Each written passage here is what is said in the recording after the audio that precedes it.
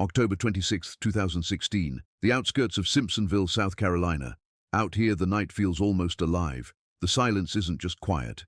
It presses in, heavy, forcing you to listen to every rustle in the tall grass and every creak of those old twisted trees.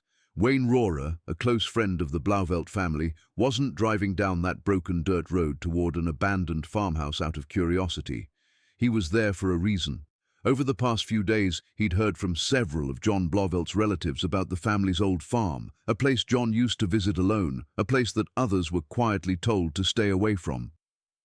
Katie Blauvelt had been missing for 3 days now. The official search hadn't yet reached private property, and Wayne knew waiting could mean losing precious time. He decided to check the farm himself. His flashlight beam cut through the darkness, catching on peeling paint and empty window frames. The air inside was thick, damp wood, mildew, and something faintly sour, something that set his nerves on edge. After checking the first floor and finding nothing unusual, his eyes fell on the basement door. He remembered hearing talk about that basement, how people avoided it. As he stepped down the creaking stairs, the temperature dropped sharply. The cold air felt like it was sinking into his bones. His flashlight swept across piles of debris, broken tools, and rusted metal until it stopped on a large concrete tank. Industrial looking. Its heavy lid had been pushed aside a few inches. Something about that didn't sit right. It had been moved recently. When the light hit the opening, the truth came into view. Inside the tank, partially covered with dirt and dry branches, was a body. The shape, the hair, the clothes. It was unmistakable. It was Katie. Wayne ran out of the basement and called emergency services immediately. Within 20 minutes, the property was sealed off. Under the harsh glow of portable floodlights, investigators began their work. It didn't take long for them to realize this wasn't a random hiding spot. The place was familiar to the person who did this. Carefully chosen, the question, "Why here?" pointed investigators straight toward one name, John Blauvelt. To understand what happened at that lonely abandoned farm, detectives needed to piece together every moment of Katie's final day. October 23, 2016, a Sunday like any other. That morning, Katie was at work in Greenville, at the PetSmart on Woodruff Road. Her co-workers later described her as calm, focused, polite. She helped customers, handled her usual tasks, and didn't seem troubled or distracted. At 2:15 p.m., she clocked out for the day using the store's digital terminal, said goodbye to her co-workers, and left through the employee exit. She had plans to meet friends that evening, but she never arrived. Just a few hours later, her phone went silent. The last trace of Katie's living presence came from her phone's cloud storage. At 4:17 p.m., the system logged brief activity. While sitting in the driver's seat of her car, Katie took a selfie. In the picture, there were no signs of distress, no struggle, no one else nearby, just a casual snapshot of a young woman before a drive. But after that moment, all communication stopped. When repeated calls from her worried family went unanswered, Katie's parents contacted law enforcement. Given the circumstances, the search began immediately. Teams started tracking every route she might have taken that day.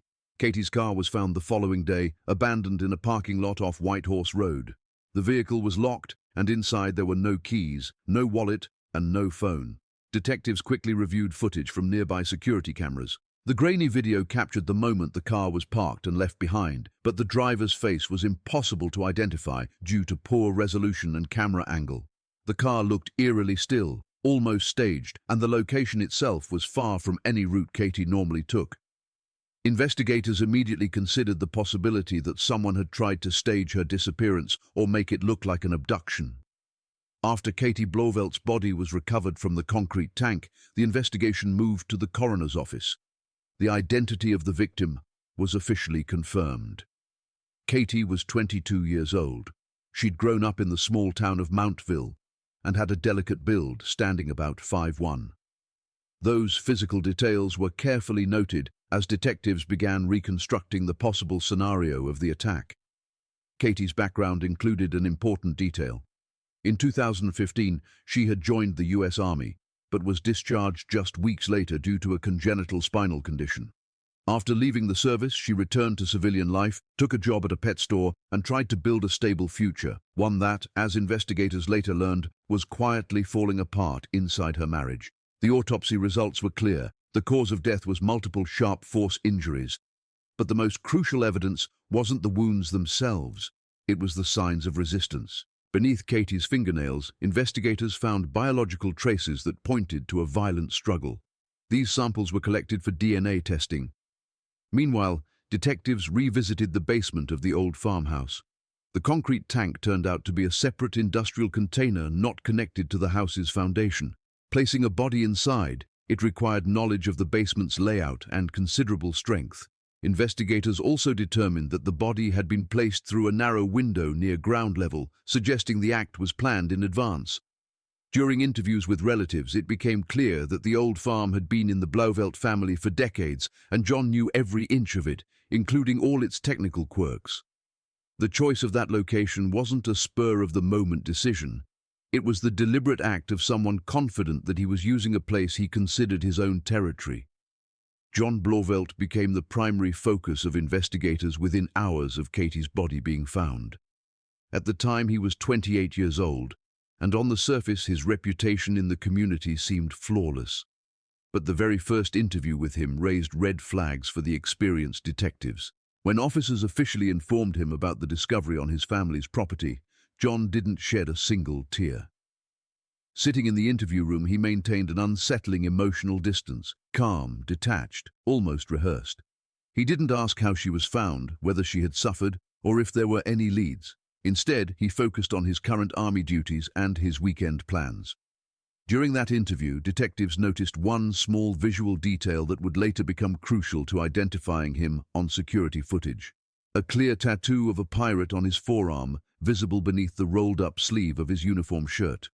It felt out of place on a man who projected the image of a disciplined recruiter, but it reflected who he truly was inside.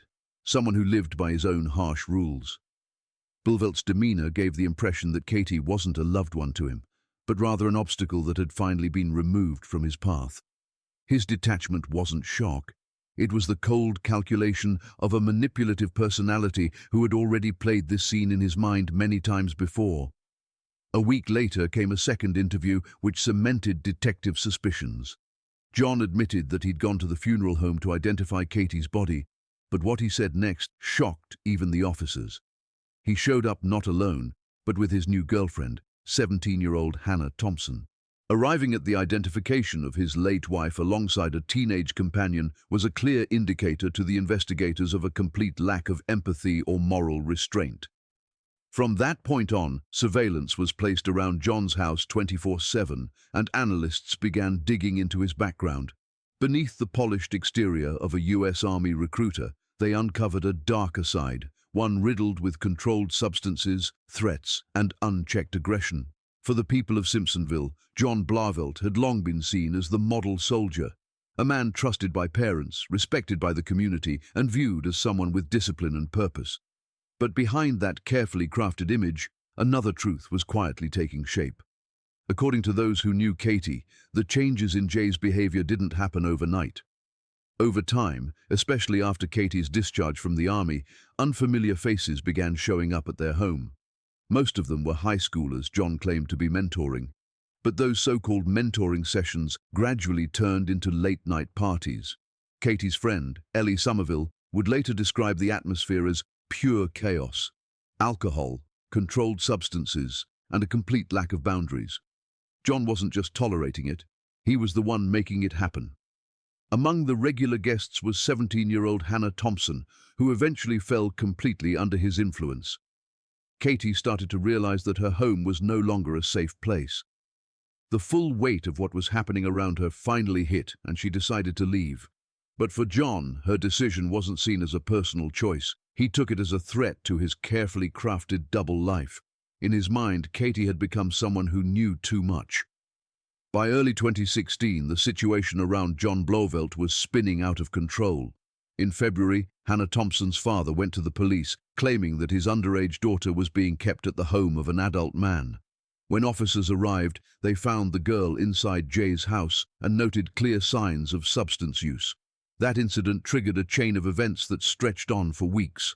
Around the same time, Katie filed a report for domestic aggression, stating that John had previously threatened her with a weapon. Her statement became part of a separate investigation.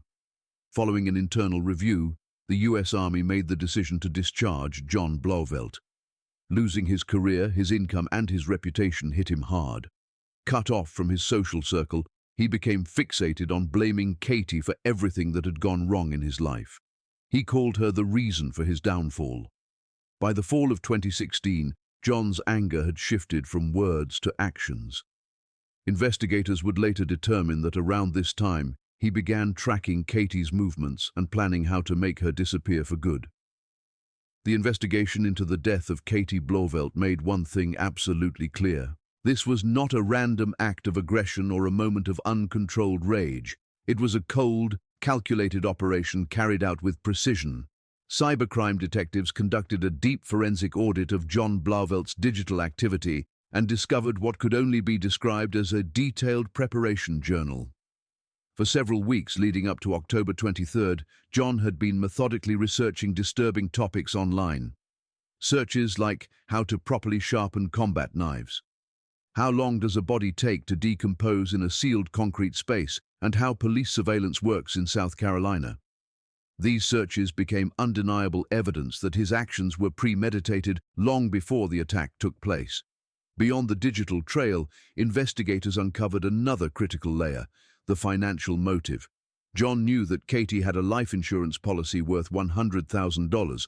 Unemployed and struggling with debt, he saw that payout as his chance at a comfortable life after his wife's disappearance.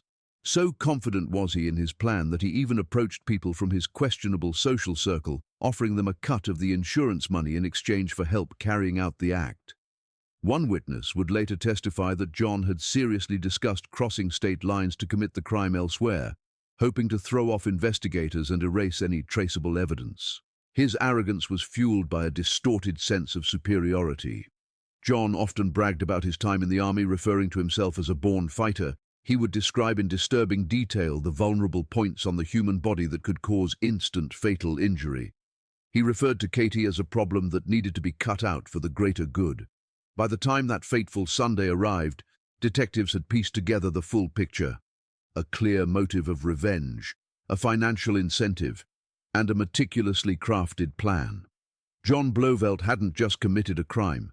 He had engineered a methodical, deliberate act against the very person he once vowed to protect, and every single one of his online searches had been another step toward that cold concrete basement on the abandoned farm. On November 18, 2016, the quiet outskirts of Simpsonville were shattered by the wail of police sirens. Special units had finally obtained an official warrant for the arrest of John Blauvelt, charged with first-degree murder. But when officers forced open the front door of his home, they found nothing but silence and the traces of a hasty escape. John, a trained army recruiter with sharp instincts, hadn't waited for the investigation to close in. He could sense the noose tightening. And on November 14th, just after another long and tense round of questioning, he vanished. Along with him disappeared 17-year-old Hannah Thompson. Her parents immediately reported her missing that same day, fearing the worst. Blauvelt's escape looked less like a panic-driven flight and more like a calculated tactical operation, the kind you'd expect from someone with military training. The fugitives avoided every digital footprint. No bank cards, no GPS, no cell phones, nothing that could betray their location through cell towers or transaction logs. They traveled only along backcountry roads, steering clear of major highways lined with traffic cameras and plate readers. That red sedan became both their fortress and their only home. To stay unnoticed, they parked overnight at truck stops or in makeshift camps, places where no one asks questions and everyone minds their own business. Their remarkable mobility was confirmed on November 15th when surveillance footage from a gas station in Los Cruces, New Mexico, captured their red car nearly 1,300 meters from South Carolina. John was heading west, moving fast and with chilling confidence. While state authorities were still processing the paperwork for an interstate warrant, Blauvelt was already building a new life under a false identity somewhere across the country. He'd left behind everything: a wife whose life he had taken, the devastated family of the young girl who vanished with him, and an investigation that would drag on for 6 long years, haunted by his professional-level ability to disappear without a trace. On December 12, 2016, Hannah Thompson unexpectedly made contact from the state of Oregon. She told authorities that John Blauvelt had left her. Shortly afterward, she voluntarily returned to South Carolina, where she was questioned by federal agents. During interrogation, Hannah insisted that she had no prior knowledge of the crime and no information about Jay's whereabouts. Lacking evidence of intent or direct involvement, investigators classified her as a witness rather than a suspect. The case against John Blauvelt soon went cold. For 6 long years, he managed to stay out of reach, slipping through every lead and surviving as a ghost, even as public attention grew and tips continued to come in. In 2022, the investigation was reassigned to a specialized unit of the U.S. Marshal Service. Their mission was to re-examine Jay's old connections, track possible intermediaries, and reanalyze every thread that had once led nowhere. Special attention was once again given to Hannah Thompson, and under renewed scrutiny, her contacts were closely reviewed. Confronted with new evidence, Hannah agreed to cooperate and directed investigators toward the city of Medford, Oregon. There, Marshall set up covert surveillance on a man living under an alias. His appearance had changed, but his height, build, and mannerisms matched the long-missing Blauvelt. What finally confirmed his identity was a single visual detail documented years earlier in the case files. In July 2022, the suspect was seen outside his home, shirtless. On his forearm, the same distinctive pirate tattoo, once photographed by South Carolina police, was clearly visible. Combined with other evidence, that mark was enough to authorize an arrest operation. Court proceedings later helped reconstruct the full sequence of events. On October 23, 2016, John Blauvelt began following Katie right after her shift ended at PetSmart. Driving a second car, he trailed her quietly, waiting for the moment she'd be alone. At 4:17 p.m., Katie took a selfie, the same photo that would later become her final digital trace. Minutes later, John confronted her, weapon in hand, and forced control of her vehicle. Under threat, he directed her toward the abandoned family farm. In the basement of the farmhouse, a struggle took place, confirmed later by DNA found beneath Katie's fingernails. After the attack, her body was placed inside a concrete tank that had been chosen in advance to stage her disappearance. John later abandoned Katie's car in another parking lot and destroyed her phone. The entire sequence took just over 2 hours. Investigators concluded it wasn't a moment of uncontrolled rage, but a cold, methodical chain of actions. September 20th, 2024. The courtroom in Greenville was filled to capacity. Sitting at the defendant's table was John Blauvelt, a man whose name, after years of investigation, had become synonymous in South Carolina with betrayal and cruelty. It didn't take long for the jury to reach its decision. The evidence was overwhelming. Direct DNA matches, his sudden disappearance, 6 years on the run, and the digital trail of his meticulous planning. The verdict hit the room like a gavel's crack. Guilty on all counts, including first-degree murder and unlawful possession of a firearm. John listened to the judgment with the same frozen calm that had stunned detectives 8 years earlier. When the judge delivered the final sentence, life in prison without the possibility of parole, John didn't flinch. The concrete walls of a prison would now be his last home. Justice had finally caught up with him after 2,000 days on the run, proving that no amount of military training or disguise could conceal the trail of blood he left behind. But the story didn't end there. On August 21, 2025, it was Hannah Thompson's turn to stand before the court. Her role in the case was determined to be secondary. A young woman manipulated and controlled by a dangerous man. The court sentenced her to 3 years of probation. The story of Katie Blauvelt, the young woman found in a concrete chamber beneath an abandoned farm, was finally brought to a close. The scales of justice had balanced at last. The criminal behind bars and his accomplice forced to face the consequences of her choices. Outside the courthouse, Katie's mother, Patricia, told reporters that her daughter could finally rest in peace. What remained was a painful reminder of the price of a human life and of the importance of never giving up on the truth, even when hope seems lost. The case was closed, but the scars John Blauvelt left on his family and his community would take far longer to heal.